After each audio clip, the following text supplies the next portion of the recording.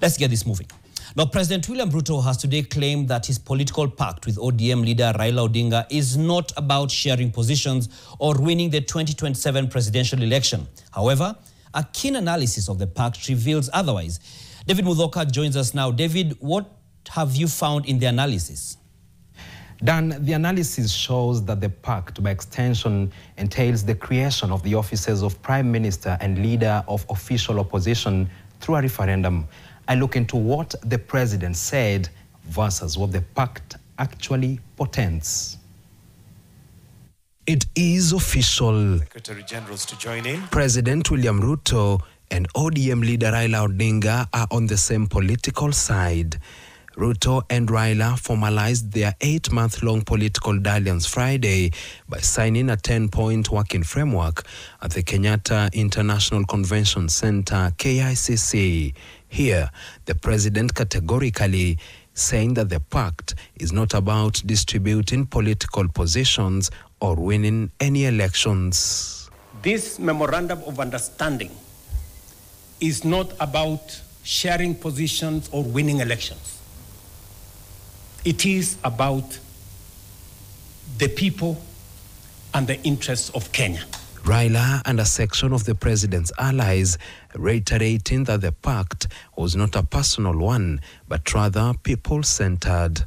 We make it clear that the memorandum we have signed today does not define the formation of a political coalition between ODM and UDA.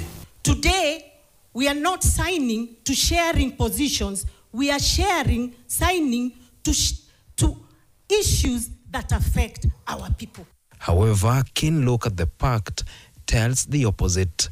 Among the 10 priority areas for the political duo, as per the working framework that they signed today, is the full implementation of the National Dialogue Committee report. We, the leaders of UDA, Kenya Kwanza, and ODM, commit to implementing the NADCO report to address key national issues, including the cost of living, youth unemployment, and gender inclusion.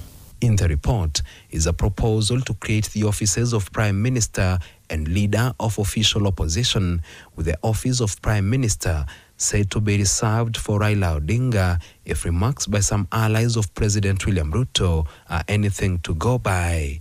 Also, the office that is now unconstitutionally being held by Prime Cabinet Secretary Musalia Mudavadi, who was conspicuously missing from the KICC event despite attending a UDA parliamentary group meeting that approved the working framework this morning at State House, Nairobi, may be Raila's to take, if this recognition of Raila by the head of state is also something to go by. Raila Amolo Odinga, Prime Minister of Kenya and party leader of my former party. The president dropping for the clues in his praises of his political foe turned friend. Several months after the elections, I called my brother and I told him, you have been my party leader. You have been my senior. Today, by God's grace, I'm president. I want you to be treated well.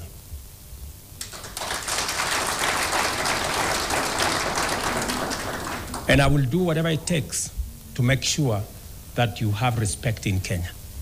With the two leaders vowing to implement their pact, it appears that a referendum is now a matter of when, not if.